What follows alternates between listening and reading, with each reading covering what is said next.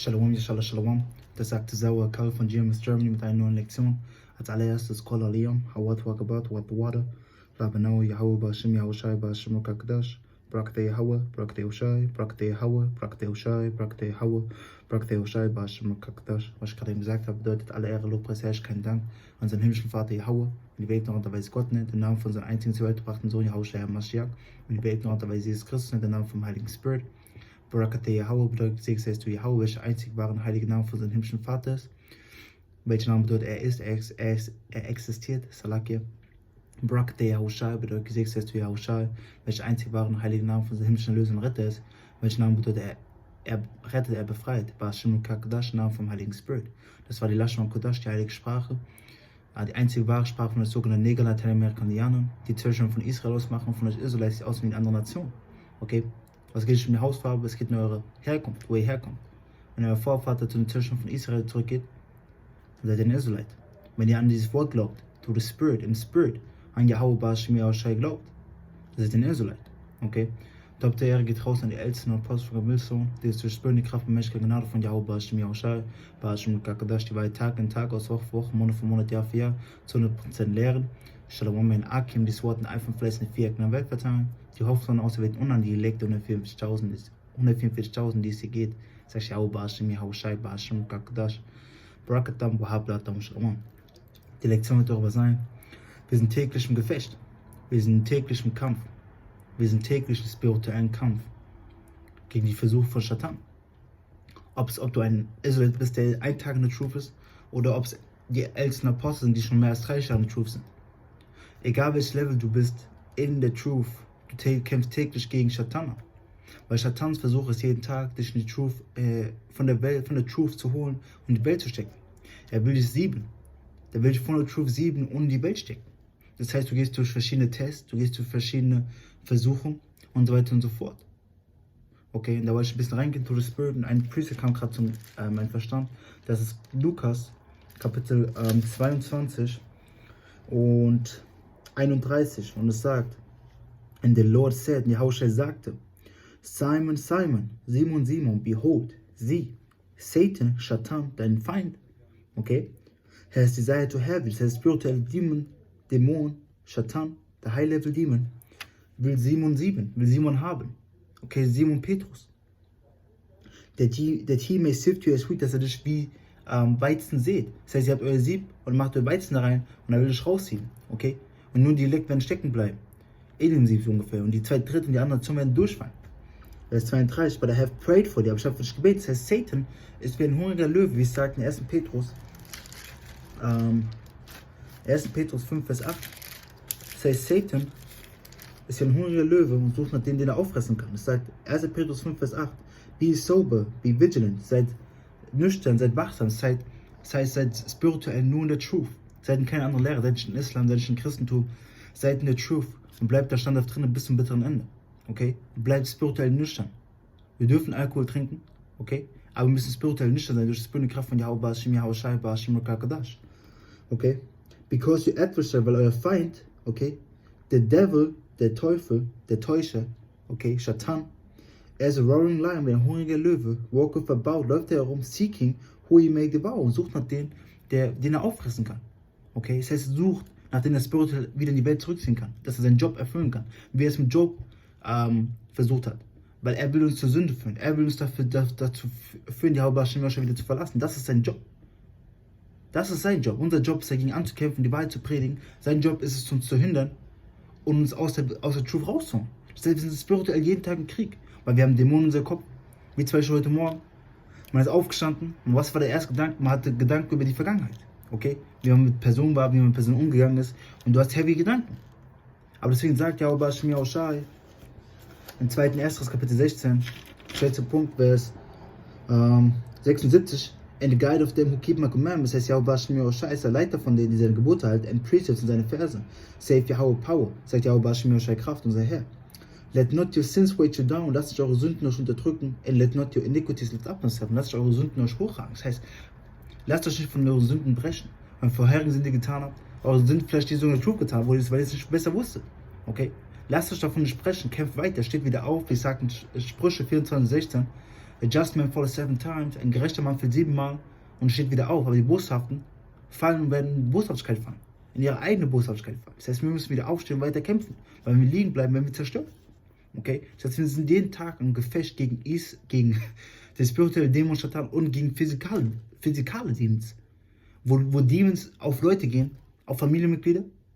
Wir sind jeden Tag im spirituellen Krieg. Gegen die linke Handseite, weil wir auf der rechten Handseite sind. Den Spirit aufzustehen, zu lesen, den Spirit zu beten, den Spirit Videos zu machen, den Spirit Videos zu gucken, Spirit zu lernen und zu lesen und weiter und so fort und zu wachsen. Ihr kämpft jeden Tag gegen Entities. Warum? Weil ihr sagt, ey, ich will das lesen aus nichts kommt ein Spirit. Ja, macht doch lieber das. Ihr seid in einem spirituellen Krieg. Und nur Yahweh kann euch in diesen Kriegsführungen helfen. Kann euch eure Mutter helfen? Kann euch euer Bruder helfen? Mit Gebeten kann euer Bruder euch helfen, weil er in Wahrheit zu Yahweh betet, ja. Aber sonst kann er euch nicht helfen. Nur Yahweh, weil er betet zu Yahweh, dass er euch helfen kann. Dass er euch helfen wird. Dass er ein Spirit von Ruhe und von Disziplin sendet zum Beispiel. Okay? Und das heißt, wir sind jeden Tag im spirituellen Krieg. Zurück zu 1. Petrus 5 und 9. Whom resist steadfast in the faith. Wenn ihr standhaft im Glauben widerstehen sollten, das ist das Ding.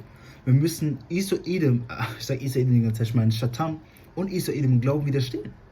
Weil Edom kommt mit seinen Versuchen auch über, sag ich mal so, er wird das physikale Gegenstück, das physikale Gegenstück von Satan ist Edom, der sogenannte weiße Mann. Und was versucht er? Er versucht uns zu brechen. Okay? Er versucht alle Arten von Boshaftigkeit aufzusetzen. Warum? Sie hören unsere Gespräche ab, wenn wir mit Leuten reden und versuchen uns, sagen wir zum Beispiel, sagst du, ey, ja, ich habe ein Problem mit dem und dem. Hör zu und dann dir genau die Sachen, damit du dagegen ankämpfen musst. Das heißt, wir sind spirituellen Kampf, wir müssen in Glauben weiter kämpfen. Wir müssen den guten Kampf von Glauben weiter kämpfen. Wir müssen gegen diesen Versuch von Satan weiter ankämpfen und überkommen bis zum bitteren Ende. Weil das trainiert uns alles, das macht uns rein, das brennt uns rein, damit wir einer von Auswählten sein können, damit wir den Chip ablehnen können, damit wir in der Stunde versuchen, standhaft bleiben in Yahweh, weil es wird die Stunde der Versuchung sein. Versuchen, weil ihr werdet getemptet, ihr werdet versucht, was anzunehmen, was gegen Yahweh geht. Ihr werdet versucht, zu einem falschen Gott zu gehen. Ihr werdet versucht, Yahweh den Rücken zu drehen. Und was werdet ihr da tun? Wird euer Glauben standhaft sein? Bete für Glauben in dieser letzten Zeit. Okay? Weil wir sind täglich im Kampf und die letzte Stunde nähert sich. Okay? Das heißt 1. Petrus 5 und 9 nochmal. Whom resist steadfast in the faith. Wenn ihr standhaft im Glauben widerstehen sollt, knowing that the same afflictions are accomplished in your brethren that are in the world, und wisst, dass dieselben Kummer, Leid und Trübsal, dass sie durchgeht, in euren Brüdern erfüllt werden, die in der Welt sind. Das heißt, dasselbe, was wir durchgehen, gehen Brüder genauso durch. Das heißt, ich habe durch ein Problem. Ich habe ein Frauenproblem, okay? Mit Frauen hatte ich ein Problem früher, was weiß ich. Und dieses Problem kommt immer und immer wieder hoch. Ein anderer Bruder, ein anderer Ak hat ein Problem. Ak heißt Bruder in der Lashon Kodash, okay, in der heiligen Sprache, in Hebräisch. Und ein anderer hat ein Problem mit Drogen gehabt.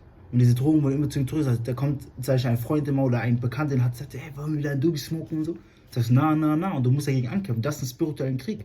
Weil du kannst easy sagen, ja, ey, es gibt kein wirkliches Gesetz dagegen. Doch, gibt es. Ja, Bashim Yoshai hat gesagt, wir sollen nicht unseren Körper zerstören. Und diese Drogen machen den Körper kaputt. Das ist einfach Fakten. Okay? Das heißt, du kämpfst gegen diese Sachen täglich an. Und das ist nicht klein anzusehen. Das ist wirklich ein spiritueller Krieg, den wir jeden Tag drin sind. Durch die Kraft von Yahweh Bashim Yoshai. Okay? Vers 10. But the power of all grace, aber die Kraft von aller Gnade, Yahweh Bashim Yoshai, who has called us to his eternal glory, wer uns gerufen hat zu seiner ewigen Ehre, bei Hamashiach Yahushai, durch Yahushai Hamashiach, unser himmlischer Lösender Retter, after we have suffered the world, nachdem wir ein bisschen geleidet haben, ein bisschen Kummer erleidet haben, ein bisschen Sachen durchgegangen sind, okay, make you perfect, macht euch perfekt, establish, stabilisiert, strengthen, stärkt euch, settle you und gibt euch Ruhe. Das heißt, Yahweh Bashim Yoshai macht euch perfekt, nachdem wir durchs Feuer gegangen sind. Und diese Reinigungsphase sind wir gerade. Diese Phase von Reinigung, diese Phase von gerecht werden, sind wir gerade noch. Und Königreich wird sie zu 100% erfüllt sein. Okay? Das heißt, kämpft weiter bis zum bitteren Ende, weil wir sind täglich im Gefecht. Es ist jetzt nicht die Zeit aufzugeben. Es ist nicht jetzt zu sagen, ich nehme jetzt mein Schwert und mein Schild runter und töte mich einfach. Nein, es ist jetzt Zeit, die Waffen in die Hand zu nehmen, die spirituellen Waffen, beten, fasten, lesen, mit Brüdern zusammenkommen, Videos gucken, Videos machen. Es ist jetzt die Zeit, spirituelle Kräfte zu entfachen, auf einem Low Level, die im Physikalen dann am Ende manifestiert werden und gegen gegen Satan anzukämpfen. Und gegen Isa-Idum am Ende durch die Kraft von Yahweh Bashim, Yahweh Shai, Bashim und Kakadash. Okay? Klar. Jetzt gehen wir zurück zu Lukas 22 und 32 und sagt, but I have prayed for thee. Das heißt, Yahweh Shai hat für Simon Petrus gebetet, dass sein Glauben nicht fällt. That thy faith fail not. Dass sein Glauben nicht fällt. Das heißt, bete dafür, dass sein Glauben nicht fällt. Okay, ja, da werde ich eine kleine hebräische Lektion darüber machen, weil ich habe einen Praise, glaube ich, genau für diesen Preset dafür, dass dein Glauben nicht fällt. Okay? And when the art converted, wenn du gedreht bist, das heißt, wenn du gedreht bist, wenn du gestärkt bist, stärke deine Brüder. Okay? Das heißt, wenn du gestärkt bist und du wieder auf dem geraden Weg bist, stärke deine Brüder. Das heißt, wenn du wieder gesund bist ungefähr, was machst du dann? Du hilfst deinen Brüder zur Heilung. Und das ist nämlich der Fakt. Weil wie willst du deinem Bruder helfen, wenn du selber noch krank bist? Okay? Das heißt, sagen wir, du hast einen Struggle, wie willst du deinem Bruder helfen, wenn du selber mit deinem Struggle noch kämpfst? Das heißt, du machst dich erst gerecht und dann gehst du deinem Bruder. Okay? Du richtest dich erst selbst. Okay? Jetzt gehen wir zu dem eigentlich ersten Precept für the Spirit des Epheser 6 und 10. Und es sagt,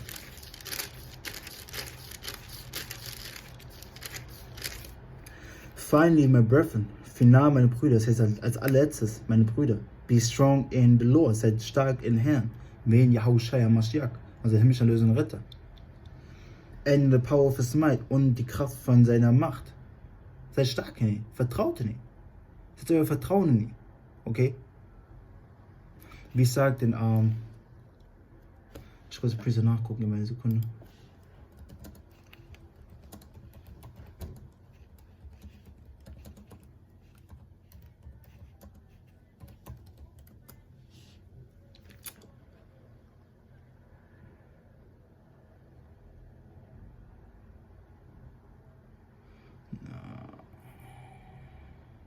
Okay, ich glaube, es ist der Preset. Psalms, nicht 34, sondern ich glaube 37.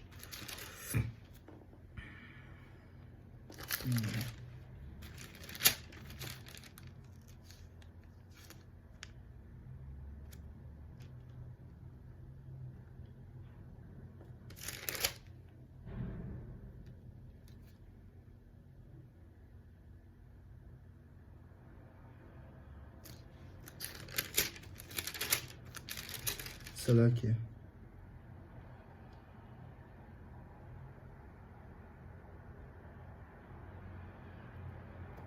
Das ist Psalms 33 und 21. For our heart shall rejoice in him. Unser Herz und der Verstand soll sich freuen in ihn, in wen Yahushai, Yahushai, because we have trusted in his holy name, weil wir vertraut haben seinen heiligen Namen. Wir müssen Yahushais Namen vertrauen, weil das ist unsere starke Verteidigung. Wie gesagt, Sprüche 18 und 10. Okay? Der Name von Yahuwah ist ein starker Turm und die Gerechten rennen da rein und sind sicher. Zur besten Möglichkeit nachgesagt. Das müssen wir tun. Wir müssen zu Yahuwah rennen. Nicht zu irgendeiner anderen Person. Wie es sagt in Psalms 118 und 8.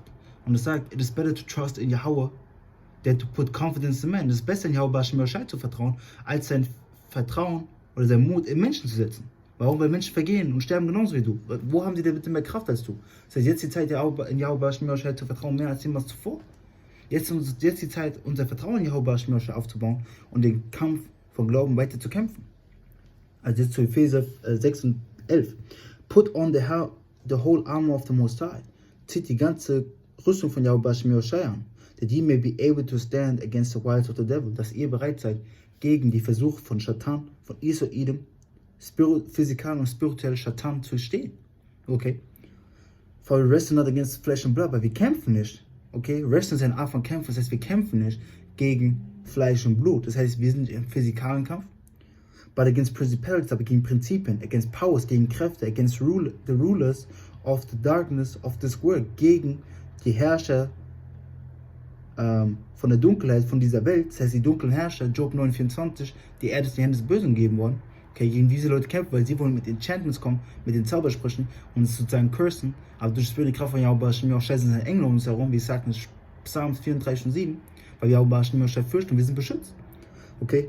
Against spiritual wickedness in high places. Das heißt, wir sind in einem spirituellen Krieg gegen spirituelle Boshaftigkeiten in hohen Plätzen. Wir sind gegen Satan, die spirituelle Dämonen im Kampf. Tagtäglich. Wir sind tagtäglich im Gefecht. Nicht nur Montag bis Freitag, nicht nur montags, nicht nur dienstags, nicht nur mittwochs, donnerstags, freitags, samstags, sonntags, jeden Tag. Von dem Tag, wo wir in die Truth gekommen sind, bis zum letzten Tag. Jeden Tag. Manchmal mehr, manchmal weniger. Manchmal hast du heavy Gedanken und denkst, ey, Digga, ich hab keinen Bock mehr auf die Scheiße. Manchmal sind es welche, da, ey, okay, geh einfach weiter. Weil diese Demon, du dich schon an die gewöhnt hast. Und dann kommen höhere Demons. Weil Yahweh Hashem Yahushua wird dich immer zum Limit pushen, wie es sagt in 1. Korinther 10 und 13. Yahweh Hashem Yahushua wird dich nicht über deine Kraft versuchen, aber wird dich bis zu deiner Grenze pushen, da wird deine Grenze wachsen, da wird dich wieder zur Grenze pushen und so weiter und so fort. Okay? Das heißt, zieht die ganze Rüstung von Yahweh Hashem Yahushua an, dass ihr gegen die Versuche von Satan, gegen die spirituelle Boshaftigkeit stehen könnt. Vers 13. Wherefore take you the whole arm of the Most High. Weswegen, weil wir gegen die spirituellen Kräfte kämpfen, zieht die ganze Rüstung von Yahweh Hashem Yahushua an. That ye may be able to withstand in the evil day. Dass ihr widerstehen könnt im boshaften Tag. Im Tag der Versuchung. In der Stunde der Versuchung. Wenn es um Vergesst geht. Wenn es darum geht, boshafte Sachen zu essen, die gegen das Gesetz von Yahweh Hashem Yahushua sprechen. Wenn Hungersnöte ausbrechen. Dass ihr nicht zu Israel rennt, sondern zu Yahweh Hashem Yahushua. Und so weiter und so fort. Wenn die ganze Scheiße am Dampfen ist, dass ihr nicht das Vertrauen und die Stärkung in Menschen sucht, sondern in Yahweh Hashem Yahushua, Hashem Kadash. Okay? And having done all to stand. Und tut alles, um zu stehen. Tut alles, um weiterhin zu stehen. Tut alles, um weiterhin zu kämpfen in Yahweh Hashem Yahushua, Hashem Kadash. Gebt nicht auf, sondern kämpft weiter. Tag in, Tag aus. Sag ich, oh, ich habe keinen Bock mehr zu kämpfen. Na, kämpft weiter. Passt auf, dass niemand deine Krone nimmt. Okay, wie ich sage, lass uns natürlich kurz lesen. Okay, das ist Offenbarung 3 und 11. Behold, I come quickly. Okay, sieh, ich komme schnell. Hold that fast which thou hast. Halt das fest, was du hast. Halt dein Glauben fest. Das Vertrauen in Yahweh Hashem Yahushua, dein Weiß und dein Verständnis in Yahweh Hashem Yahushua. That no man take thy crown. Dass kein Mann deine Krone nimmt. Die Krone, die für dich vorgesehen ist, wo Yahushua uns krönen wird, wie es sagt im 2. Esdras Kapitel 2, Vers 43, wenn ich mich richtig erinnere. 2. Esdras 2, Vers 43. Okay, zurück zu Epheser 5 und 14. Stand therefore, steht deswegen, having your loins girded about with truth. Das heißt, seid gegürtet mit der Wahrheit. Okay, and having on the breastplate of righteousness, und habt die Brustplatte von Gerechtigkeit an. Jetzt ist die Zeit, sich mit der Truth zu kleiden. Jetzt ist die Zeit, in den geheimen Platz von Yahweh Hashem Yahushua zu kommen, um von den ganzen Kummer, Leid, Trübsal, den Plagen und dem Versuch von Satan beschützt zu werden, wie es sagt in Psalms 91. Vers 16, Vers 15, Salaki. And your feet shod with the preparation of the gospel of peace. Lass kurz wo shod nachgucken. Gib mir eine Sekunde. Shod. Beschut. Das heißt, zieht sozusagen die Schuhe an. Salaki. Von der Vorbereitung von der guten Nachricht von Frieden.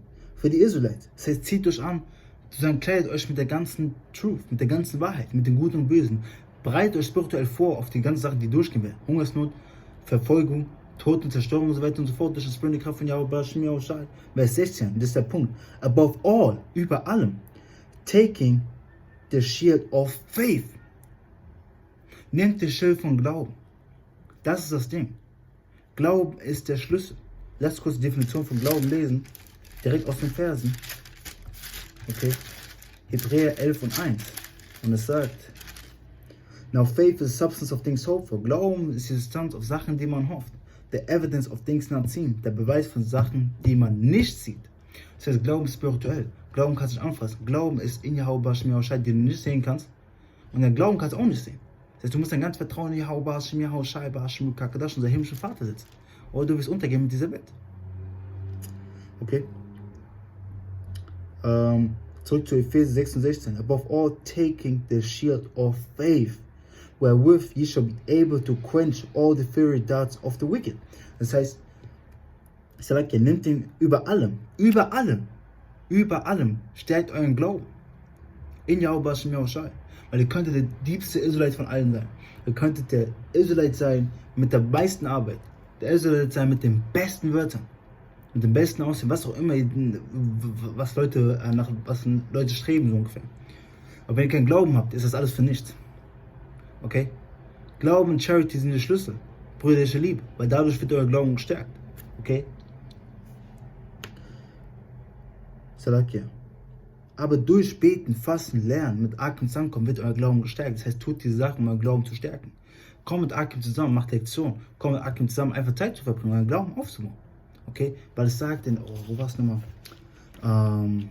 Ich glaube, es war Sarek. Gib mir eine Sekunde. Godly man.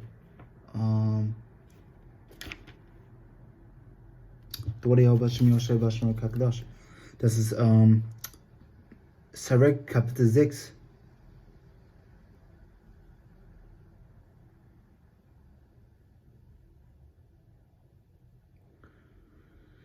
Und Salakia. Lass ich kurz ein Precept nachgucken.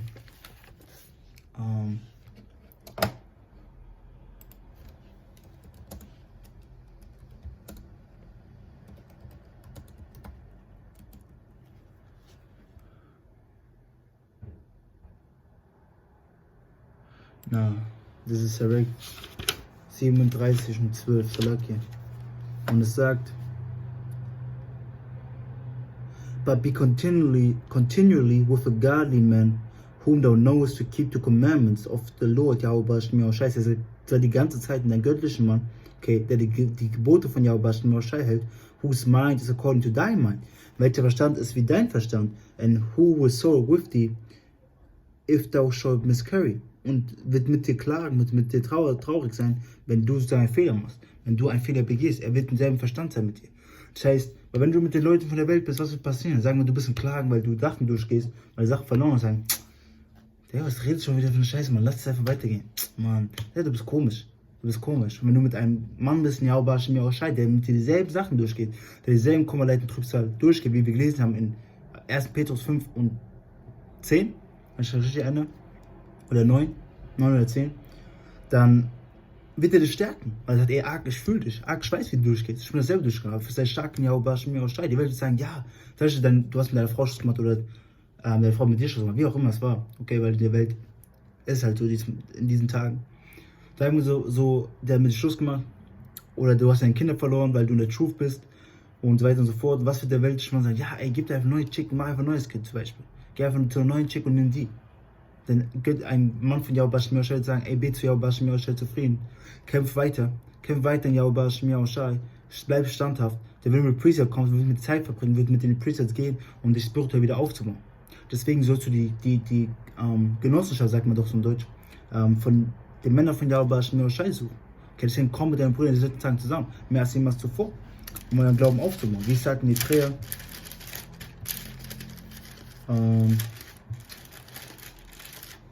Hebräer 10 und 24. And let us consider one another to provoke unto love and to good works. Das heißt, lasst einander provozieren, einander beachten und provozieren zur guten Arbeit, okay? Und zur Liebe. Das heißt, den Gesetzen zu folgen. Vers 25, der Punkt. Not forsaking the assembling of ourselves together as the manner of some is. Und nicht die Versammlung von uns selbst zu verlassen. Das heißt, ihr sollt das wollen und nicht dagegen gehen. Sagt, ein Ark sagt, ey Ark, lass mal zu euch zusammenkommen. Sagt, nee, ich habe keine Zeit. Dann macht ihr irgendwelche wicked shit. Ein Ark fragt euch zusammenzukommen. Das ist die Kraft von Yahweh, dann kommt mit ihm zusammen. Okay? But exhorting one another, and so much the more as you see the day approaching. Und ermahnt einander und jetzt noch mehr, okay, und so noch mehr, wenn der Tag kommen sieht. Und wir sehen den Tag kommen. Das heißt, jetzt die Zeit, miteinander zusammenkommen, jetzt die Zeit, Livestream zusammen zu machen, weil wir nicht uns physikal treffen können, jetzt die Zeit, am Telefon zu sitzen und zusammenzukommen, jetzt die Zeit, sich zu treffen, wenn man kann. Durch die Kraft von Yahweh, auf jedem Level, okay, ob es ein jüngerer Ark ist, ob es ein älterer Ark ist, okay. Zurück zu Epheser 6 und 17 oder 16 nochmal. Above all, über allem, taking the shield of faith, nimmt den Schild von Glauben. Der Glauben ist der Schlüssel in Yahweh, nichts anderes. Vertraut in Yahweh bis zum bitteren Ende. Dann macht euch bereit auf Tod und Zerstörung. Wherewith you shall be able to quench all fiery darts of the wicked. Womit es euch möglich ist, alle feurigen Pfeile von dem Boshaften zu löschen. Geht mit dem Glauben, weil Satan mit Pfeile auf sich schicken. Sagen wir so zum Beispiel, Zweifel, boom, es schießt ihn auf dich, er trifft dich, ah shit. Zweifel-Gedanken, so kommen in den Kopf und du drückst ihn mit, ey, ich kämpfe weiter, ich lasse davon nicht unterdrücken, ich kämpfe weiter in Yahweh Shem Shai. Danach der andere kommt, Lust des Fleisches, pow! Ey, ja, ey, ich gehe einfach zu der Frau und begehe mit die Ehebruch. Na, ich darf keinen, dann müsste die Priest in den Kopf kommen. Okay? Dann müsste die Priest in den Kopf kommen, dass du diese Gedanken stellen kannst. Und wenn der Demon so heavy auf dir ist, musst du beten und fasten, dass er von dir ablässt. Okay? Vers 17. And take the helmet of salvation und den Helm von Erlösung. Das heißt, glaubt in die Erlösung von Yahweh Shem Shai. Okay, so wie meine Haare gerade im Kopf sind wie ein Helm, Salat hier. Nimmt den Helm von Erlösung. Das Vertrauen in Yahweh Shem Shai, dass die Erlösung kommen wird. Okay? Salat hier. And the sword of the Spirit, which is the word of the Most High. Und das Schwert vom Spirit. Was das Wort von Yahweh Shem Shai ist. Das heißt, das Wort ist ein spirituelles Schwert. Was unter das Fleisch geht, wie sagt in Hebräer 4 und 12. The word of Yahweh Shem Shai is sharper than any two-edged sword. Yahweh Shem Shai Wort ist schärfer als jedes zweischneidige Schwert. Das heißt, die Demons attacken dich und ein physikaler Mann wird sagen, oh mein Gott, das ist ein Geist und schießt mit seiner Waffe rum. Okay, schießt mit seiner Waffe rum, pum, pum, pum, pum, pum, pum, und nimmt sein Schwert und will diesen Demon schneiden. Der Demon lacht sich kaputt, weil er spirituell ist, weil er angelic ist und er nichts gegen ihn machen kann. Und der Demon entert in ihn, hat ihn possessed. Aber wie können wir ihn schneiden? Die Demons kommen in seinen Verstand, sagen wir, ess Schwein. Leviticus 11 und 7 sagt, wir dürfen kein Schwein essen. Du cuttest diese Demons auf jede Art und Weise, auf egal welchen Level, mit diesem Preset oder mit dem Namen von Yahweh Ba Shem Shai. Agar Kashatan Ba Shem Yahweh Ba Shem Shai. Okay? Oder zum Beispiel, du betest und fastest, wie Yahweh Shai gesagt hat, und die Demons von dir losbekommen. Aber eine große Art und Weise, diese Demons von dir abzulassen, ist das Schwert von Yahweh Ba Shem Shai, welches Wort ist. Deswegen soll dieses Wort in deinem Verstand sein, in deinem Verstand kleben. Das heißt, die Gedanken kommen und du kannst direkt cutten mit deinem Preset. Zum Beispiel das Schwein sagt, ey, ess Schwein. Komm, ey, du kannst es so essen, die Süßigkeit. Ich weiß, du magst so dieses. Das ist aber Schwein drin, du kannst es trotzdem essen. Danach kommt, ey, Leviticus 11 und 7 sagt, ich darf kein Schwein essen. Okay? Sag mal, du hast eine boshafte Lust, vorher auf die Frauenkleider anzuziehen. Kommt diese Lust, die sagt, ey, zieh doch mal ein Frauenkleider an. Du sagst, Deuteronomy 22,5 oder 20,5. Lass kurz ein nachgucken. In den Quoten.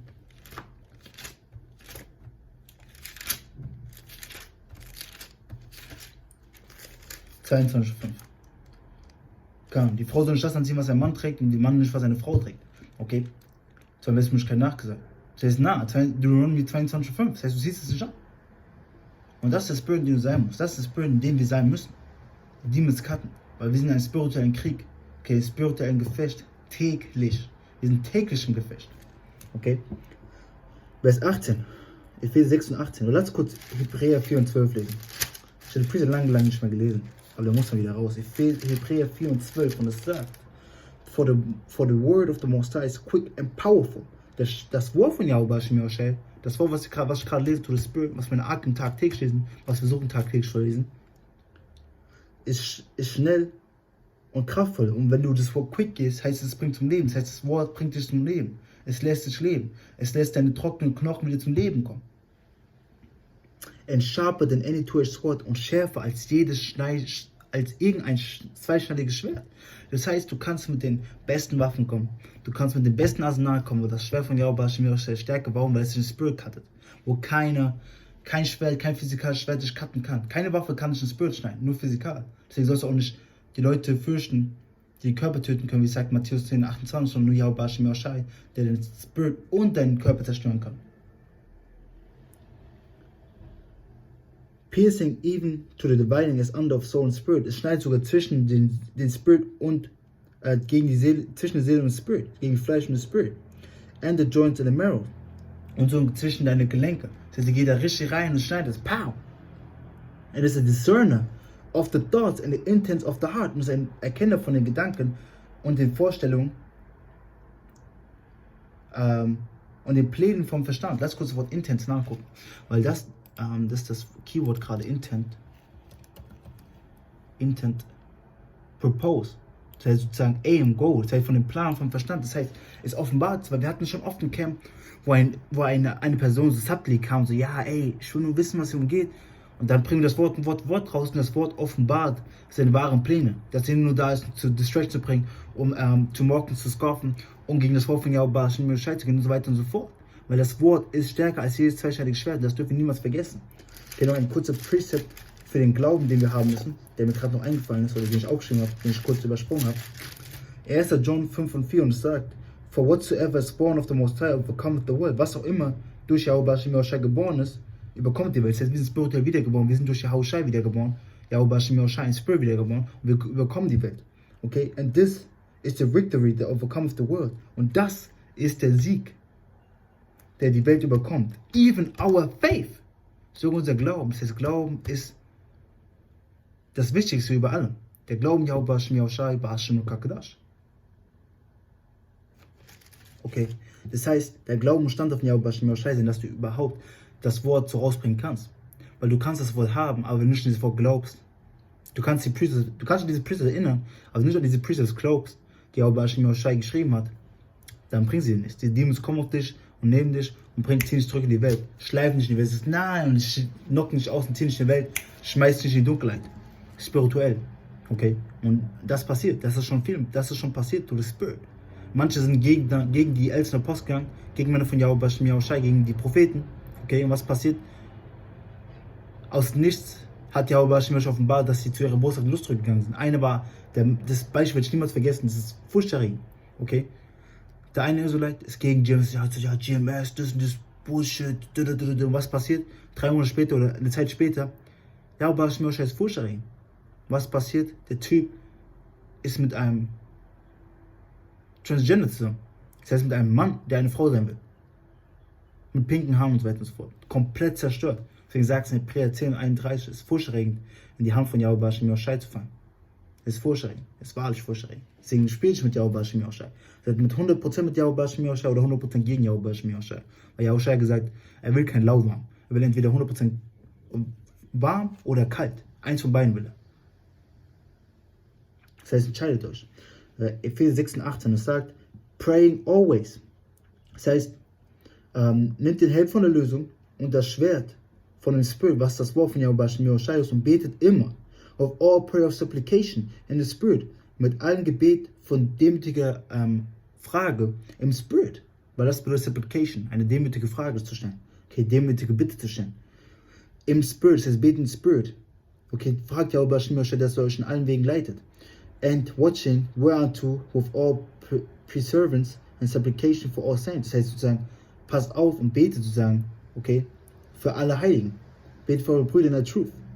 And for me, und für mich, that utterance may be given unto me, dass mir Sprache gegeben wird, that I may open my mouth boldly, dass ich meinen Mund mutig öffne, to make known the mystery of the gospel, dass ich mutig meinen Mund öffne, um die Mysterie von der guten Nachricht zu proklamieren, rauszubringen, okay?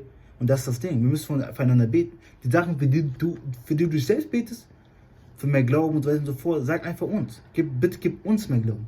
Das schließt deine Brüder mit ein, okay? Oder wenn du siehst, ein Bruder und du hast fast selbe Problem, dann nennt eure beiden Namen. Mir und Agierkorb oder wie auch immer der Ark heißt. Okay, Vers 20. For which I am ambassador in bonds, that therein I may speak boldly, as I ought to speak. Okay, das heißt, er ist ein Nachrichtenüberbrücher in Ketten so ungefähr. Lass uns mal Bonds nachgucken. Bonds. In Bindung, Fesseln, in Ketten, wie ich gesagt habe. Und deswegen, that I may speak boldly, as I ought to speak. Dass ich so spreche, dass ich so mutig spreche, wie ich gesagt habe. Okay, das heißt, wir müssen mutig in Yahweh sprechen, wir müssen dem Beispiel von unseren Vorfahren folgen. Okay? Jetzt gehen wir zu Galater 5 und 16 und es sagt, this I say then, das sage ich dann, walk in the Spirit and you shall not fulfill the lust of the flesh. Lauft in the Spirit und ihr sollt nicht Lust Fleisch erfüllen, weil das ist das Ding, gegen das wir ankämpfen. Satan attackiert die Lust des Fleisches, eure Lust, die ihr vorhattet, die Lust, die ihr immer noch habt. Und er will euch damit aus der Truth ziehen. Das heißt, wir sind im spirituellen Gefecht tagtäglich. Vers 17. For the flesh lusted against the spirit. Das Fleisch kämpft gegen den Spirit and the Spirit against the flesh. Und der Spirit gegen das Fleisch. And these are contrary the one to the other. Sie sind unterschiedlich, das eine zu dem anderen. that ye cannot do the things that you would. Dass ihr nicht die Sachen tun könnt, die ihr wollt. Das heißt, sagen wir mal so, ey, ich will heute lesen, ich will heute dies und das tun. Danach, euer Fleisch kickt rein und sagt, ey, shit, ich habe gar nichts gemacht. Okay, und das passiert. Aber was heißt, da bleibt ihr dann liegen und sagt, ja, ich mache die nächsten 5 Monate gar nicht, weil ich auf liegen. Na, nächsten Tag muss ich was anderes machen. Heute Abend muss ich in dieses Precept gehen. Ich muss eine Lektion machen. Ich muss lesen. Ich muss mal Akim sein. Okay, und so weiter und so fort. Das heißt, wir sind spirituell im Gefecht tagtäglich. Deswegen gehen wir zu Epheser 4,22 und es sagt, that you put off concerning the former conversation, dass ihr von dem vorherigen Gespräch den alten Mann ablegt, okay, which is corrupt according to deceitful lust, welche korrupt ist nach den heimtückischen Gelüstern, weil der alte Mann will den Lustfleisch folgen. Der alte Mann müsst ihr ablegen. Okay, in Vers 23, and be renewed in the spirit of your mind, und dass ihr erneuert seid in dem Spirit von eurem Verstand. Okay, wir müssen erneuert sein, wie es sagt das heißt, wir müssen der neue Mann sein, to the Spirit, wie es auch sagt in 2. Korinther 5,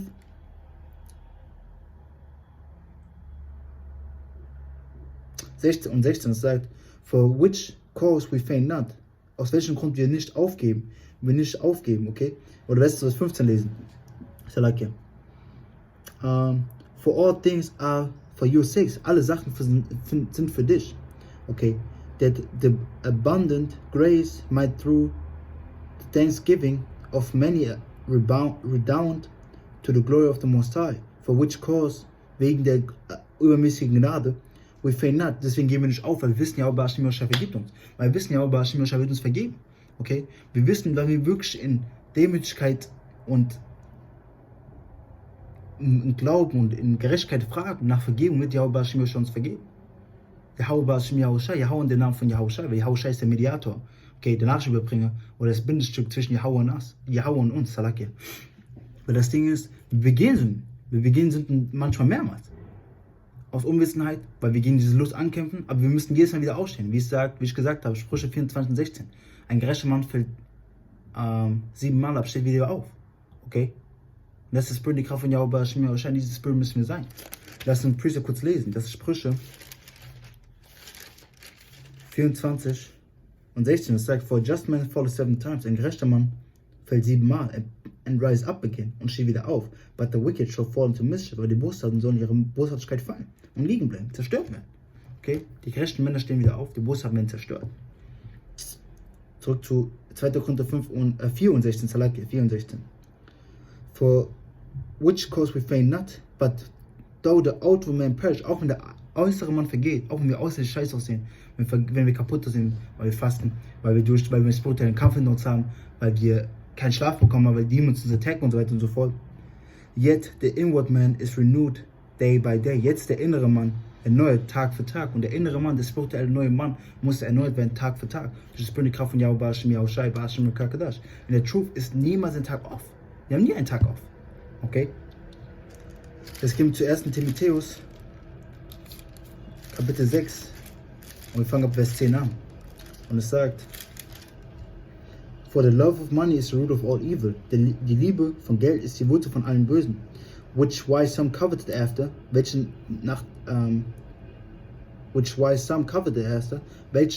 sozusagen nachdem die gelustet haben, die haben nach dem gelüstet und wollten es unbedingt haben, das Geld. That they have erred from the faith. Das heißt, durch diese Lust nach dem Geld, nach Reichtum, nach gutem Leben dieser Welt, sind sie vom Glauben abgekommen. And pierced themselves through with many sorrows. Da haben sie sich selber geschnitten mit viel Leid, Kummer und Trübsal. Weil sie das Geld über Yahweh Hashem Yahushai gestellt haben. Weil es ist nichts Schlechtes, sag ich mal, okay zu leben oder gut zu leben in dieser Welt. Aber du musst Yahweh Hashem Yahushai immer an erster Stelle stellen. Du musst Yahweh Hashem Yahushai in der besten Möglichkeit nehmen. Okay? Vers 11. But thou, aber du, O son, O man of the Most High, O Mann von Yahweh Hashem Yahushai, flee these things. Renne von diesen Sachen weg. Renne weg von diesen Covetousness. Lass kurz was covered. Selaki. Covered. Begierde, das heißt, renn von dieser Begierde vom Geld weg. Das heißt, fliegt davon. Lasst sie los und kämpft weiter. Geht euren Weg weiter, Selaki. And follow after righteousness. Lasst die hinter euch, okay? Rennt davon weg und folgt nach Gerechtigkeit, Göttlichkeit, Glauben, Liebe, das heißt Liebe, die Geburt zu folgen, die Liebe zu den Brüdern und Schwestern in Wahrheit, Patience, Geduld, das ist eine sehr große Sache, Geduld. Weil die Welt hat keine Geduld, deswegen seht ihr diese Welt so viele Unfälle auf den Straßen, deswegen seht ihr so viele Morde, weil die Leute keine Geduld haben miteinander haben.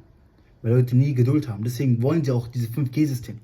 Deswegen wollen sie auch diese ganzen Sachen haben, deswegen werden sie zerstört durch das Bünde Kraft von Yahweh, Bashim Yahushai, Bashim Kakadash.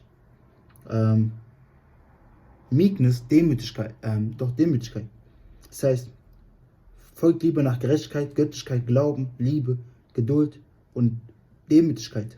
Okay? Fight the good fight of faith. Kämpft den guten Kampf von Glauben. Das heißt, nur weil ihr einmal das abgeschüttet habt, heißt nicht, dass es noch wiederkommt.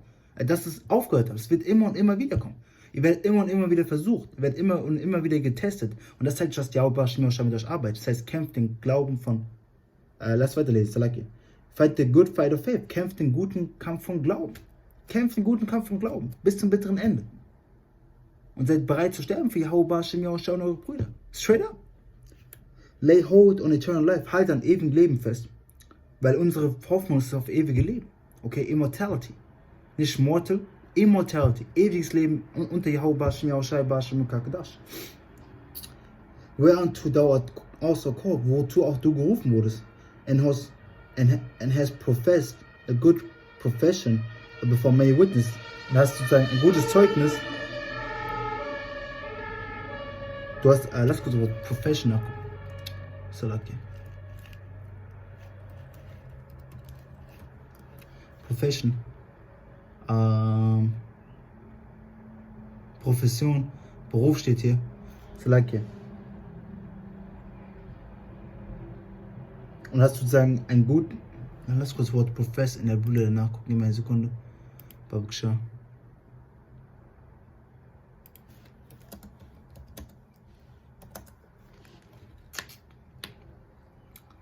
Erste Matthäus 6 und 12, Profession. Oder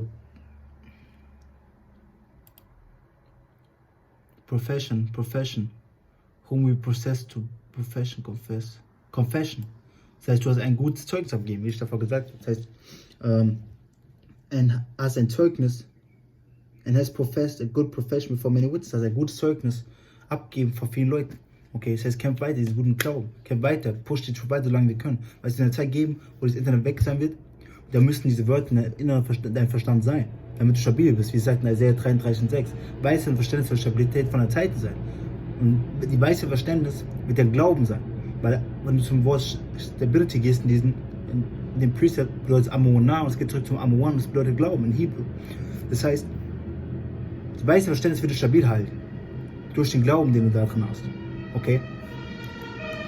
Es gibt zu 2. Timotheus 2 und 1.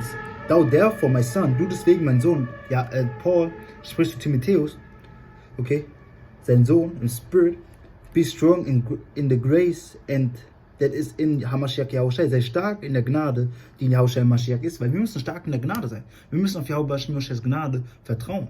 Wir müssen Yahweh Bashim Yahushais Gnade bis zum bitteren Ende vertrauen, sonst sind wir verloren. Weil wenn wir aufhören, in die Gnade zu vertrauen, in die Gnade zu glauben, dann sind wir verloren. Weil wir denken, er hat keine Gnade mehr für mich, dann wirst du dich selber verdammen und wirst zerstört. Okay? Vers 2. And the things that thou hast heard of me among many witnesses, und was du unter vielen Zeugen von mir gehört hast, the same commit thou to faithful men. Das heißt, was du von mir gehört hast, bring weiter zu vertrauensvollen Männern. Bring es weiter zu den Männern von Yahweh Bashim Yahushai, zu den hoffnungsvollen Auserwählten. Okay? Welche Harotzah meine Arken sind, die Harotzah ist mir auch von dieser Nummer. Okay? Salaki. The same commit, Salaki, Vers 2.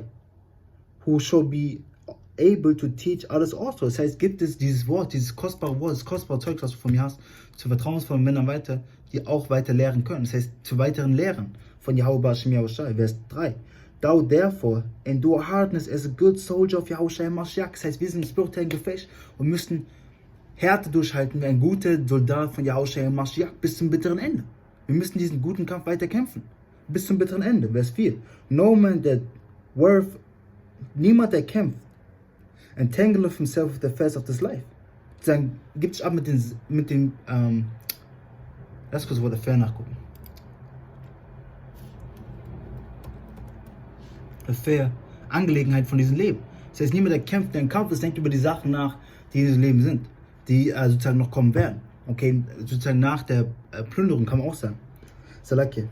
That he may please him who has chosen him to be a soldier. Das heißt, wir müssen uns auf Yahweh Shemi Shai konzentrieren, okay?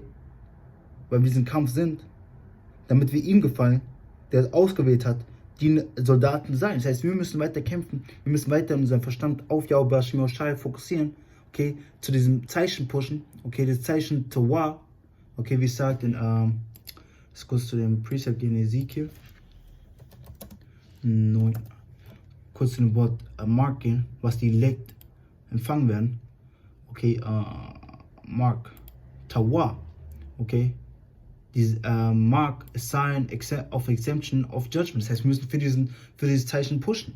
Okay, und das können wir nur als gute Diener machen, wenn wir weiter kämpfen und uns sozusagen auf, wie nennt man das, auf das Ziel fokussieren. Weil wenn du sagst mal ein Sprinter bist und du sagst mal, du bist ein Soldat und sprintest und dein Auge fällt raus zur Sideline, weil du denkst, ja, ey, meine Familie sind da und so weiter und so fort, ey, meine Frau ist da, sie folgen mich an, du wirst langsamer und fällst einen Schritt hinter den nächsten Mal, weil er sich auf das Ziel konzentriert hat und er holt den Preis und du hast verloren. Und das willst du nicht. Sei ein guter Diener und fokussiere dich auf Yahweh Shemi Shai, weil wir sind im spirituellen Kampf tagtäglich. Jetzt gehen wir noch zu Philippa, wir haben noch 2 Stellen. Philippa 3 und 14 und sagt, I press toward the mark of the prize of the high calling of the Most High in Hamashiach Yahushua. Das heißt, ich drücke zu diesem Zeichen von dem Preis, von der hohen Rufung oder von der hohen Errufung von dem höchsten Yahweh Shemi Shai in Hamashiach Yahushua. Das heißt, wir kämpfen und pushen zu diesem Markt, damit wir das Zeichen empfangen. Das Tawah, das sozusagen die Exemption, die Salaki, Exemption. Okay, die Ausnahme von Gericht. Das heißt, dass wir nicht gerecht werden mit dieser Welt, dass wir ausgekommen werden für die Elekt, damit wir in diese Chariots hochgebieten werden und so weiter und so fort. Okay, jetzt gehen wir zu Sarek, die letzte Stelle, auch in Ecclesiasticus aus der Apokrypha, Kapitel 2 und 1. Und es sagt, My son, mein Sohn, if you come to serve Yahweh, wenn du anfängst, Yahweh Shemi Shai zu dienen, prepare yourself for temptation, bereite dich vor auf Versuchung. Das heißt, die Versuchungen werden kommen und das ist der spirituelle Kampf, den wir haben. Wir bereiten uns auf diese Versuchung vor und müssen gegen diese Versuchung ankämpfen. Okay, weil Leute werden kommen aus der Welt von vorher, hey, hör doch auf damit und komm wieder zu uns. Deine Ex-Chick will vielleicht kommen, ja, ey, hör auf damit und kommt wieder zu mir zurück. Deine Kinder werden kommen, hör doch auf damit. Am letzten Tag vielleicht werden sie alle cool mit dir sein die ganze Zeit und dann am letzten Tag, wenn der Arfadice kommen wird, die Stunde versuchen und sagen, ey Daddy, nimm auch den Arfadice. Ey Husband, bitte nimm den Arfadice, dass wir alles dann weiternehmen können. Und du musst sie denouncen, ist einfach straight up the fuck. Okay, du musst bereit sein, alles zu aufzugeben für Yahweh Shemi Shai. Vers 2. Set the heart right. Setz dein Verstand gerecht. Und constantly du und halte immer durch. And make not haste in time of trouble. Und renne dich weg in der Zeit von Kummer, Leid Trübsal. Das heißt, sei standhaft in Yahweh Shemi Shai. Sei ein guter Diener und halte die Härte durch. Vers 3. Cleave, ein Soldat. Cleave unto him, halte dich an ihm fest. And depart not away. Und renne nicht weg. That thou mayst decrease at the last end, dass du vermehrt wirst am letzten Ende, dass du die spirituelle Kräfte bekommen kannst, dass du die Krone bekommen kannst. Das heißt, wenn sozusagen Verfolgung, Tod, Kummer, Leid, Trübsal für Yahweh Shemi Shai kommen wird, weil wir das Wort predigen, weil wir in Yahweh Shemi Shais Weg laufen, rennen nicht weg, sei standhaft. Sei standhaft und akzeptiere es und geht weiter. Was der meint damit, renn nicht weg, geh nicht zurück in die Welt. Sagen wir mal so, wie ich eben davor gesagt habe, deine Familie verlässt dich wegen der Truth. Renn nicht zu dieser Familie hinterher, renn nicht weg von Yahweh Shemi Shai, renn zu Yahweh Shemi Shai. Renn zu ihm, halt an ihm fest, spring zu ihm. Spring vor seine Füße. Vers 4. Whatsoever is brought upon thee, take cheerfully. Was auch immer gegen dich gebracht wird oder auf dich gebracht wird, nimm es freudig an. And be patient, sei geduldig, when thou art chased to a lower state. Und sei geduldig, wenn du in eine niedrige Lage gebracht wirst. Wenn du getestet wirst, wenn du getestet wirst, sei geduldig. Sei geduldig und warte auf Yahweh Shemi Shai's Erlösung. Sei geduldig und warte, dass Yahweh Shemi Shai dich befreit. Warte, dass Yahweh Shemi Shai dich aus dieser niedrigen Lage wieder erhöht. Sag mir, du hast alles verloren. Yahweh Shemi Shai wird dich segnen, weil du alles für ihn aufgeben hast. Wenn du es für ihn aufgeben hast. Wie es sagt in Matthäus 19,29, egal was du verlassen hast, für Yahushua HaMashiach, für Yahushua's Namen, wirst du 100-fach zurückbekommen, Königreich. Okay. Vers 5. For gold is tried in the fire, weil Gold ist im Feuer versucht, an acceptable man in the furnace of adversity. Gold ist im Feuer versucht und akzeptable Männer in der Flamme von Kummer, Leid, Trübsal und Not. Du wirst durch Nöte gehen, du wirst durch Kummer, Leid, Trübsal und Qualen gehen. Aber das wird reinbrennen, damit du perfekt gemacht wirst. Und das ist das Ding, was wir durchgehen. Wir werden durch Versuchungen gehen. Wir sind tagtäglich im Kampf und müssen diese Versuchungen überkommen, müssen uns da durchkämpfen und weitergehen. Und manchmal werden wir Sachen verlieren, manchmal werden wir Sachen bekommen. Wenn wir Sachen bekommen, aber wir müssen immer bereit sein, alles, was wir bekommen, auch wieder zu verlieren. Weil Jahwe gibt und er nimmt auch wieder. Wie es sagt in Job 1,21. Vers 6. Believe in him, glaub in ihn. And he will help you. Und er wird dir helfen. All their way of right, all der Weg gerecht. And trust in him und vertraue in ihn. Das war alles, was ich schafft. Yahweh Ratte Sache durch den Spirit, die Kraft und Menschkeit Gnade. Von Yahweh Bashim, Yahweh Shai, Bashim, Kakadash. Bei Lektion Aufbauen, Stärken, Ermahnen und Belehren. Okay, die Lektion kam durch den Spirit, die Kraft und Menschkeit Gnade. Von Yahweh Bashim, Yahweh Shai, Bashim, Kakadash. Durch sein heiliges Wort dabei, durch sein Kakadash Shalamaf. Kol Aliyam, Hawat Wakabat, Watawada. La Benau, Yahweh Bashim, Yahweh Shai, Bashim, Kakadash. Brakte Yahweh, Brakte Yahweh Shai, Bashim, Kakadash. Tawada Yahweh Bashim, Yahweh Shai, Bashim, Kakadash. Kaya Kolabayim, La Wanam, Watawada. Kaya Kakadash. La Aisha, Zamasha. Yahweh Bashim, Yahweh Shai, Bashim, Kakadash, Brakatam, Wahablatam, Washalawam, Yahweh Bashim, Yahweh Shai, Bashim, Kakadash, Babaksha, Bawakwa, Bababol, Babaksha, Yahweh Bashim, Yahweh Shai, Bashim, Kakadash, Brakte Yahweh, Brakte Yahweh Shai, Bashim, Kakadash, Tuwale, Tuwapaman. Der stand auf Yahweh Bashim, Yahweh Shai, haltet durch wie ein guter Diener und vergesst nicht, wir sind Tag in Tag aus, Woche für Woche, Monat für Monat, Jahr für Jahr, im spirituellen Krieg, im spirituellen Kampf. Vergesst das niemals. Seid nicht ignorant, seid wachsam. Okay, lasst mit dem Priester aufhören. Epheser 5 und 15. See then that you walk circumspectly. Seht dann, dass ihr wachsam lauft. Weil euer Feind Satan wie ein hungriger Löwe rumläuft und sucht, nach dem er auffressen kann.